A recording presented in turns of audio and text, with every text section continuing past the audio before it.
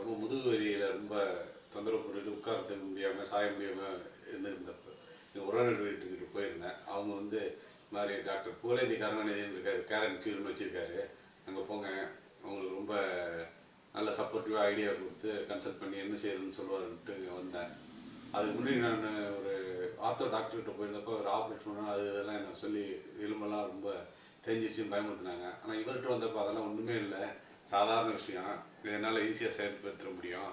ஆனால் நீங்கள் வந்து ஒரு 20 செஷன் வந்து போகணும், கரெக்டாக வந்து செஞ்சு அது இப்போ ரெகுலராக நான் கொடுக்குற எக்ஸசைஸ் செஞ்சீங்கன்னா சரியாக போயிடுனாரு. அதேமாதிரி சார் வந்து செஞ்சாங்க.